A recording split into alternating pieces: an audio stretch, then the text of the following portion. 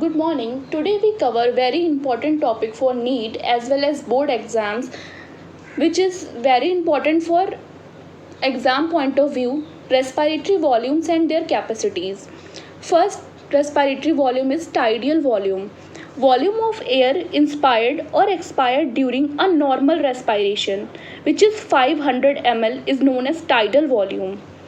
Inspiratory reserve volume, in this additional volume of air that can be inspired by forceful inspiration. Here the term is very important, forceful inspiration.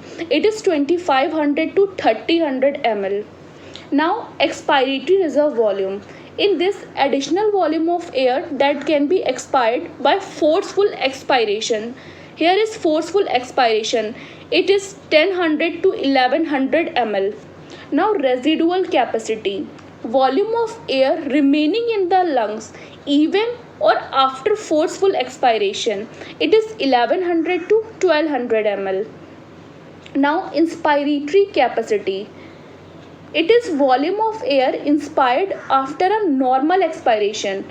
It is tidal volume plus inspiratory reserve volume. It is 3000 to 3500 ml. Now expiratory capacity, EC, volume of air expired after a normal inspiration. We calculate it tidal volume plus expiratory reserve volume. So we find expiratory capacity. It is 1500 to 1600 ml. Now functional residual capacity. It is the volume of air remaining in the lungs after a normal expiration.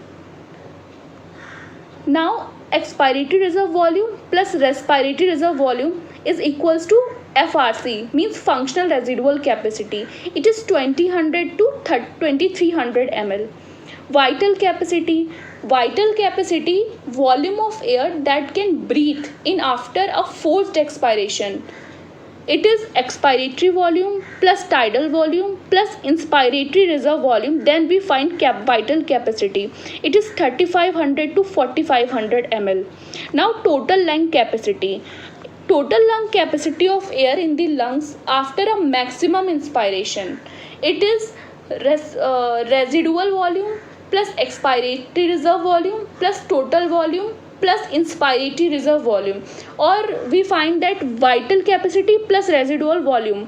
Now it is 5000 to 6000 ml. These are all respiratory volumes and capacity, which is very important for NEET point of view as well as for your board exam. That's all for today's lecture. Thank you.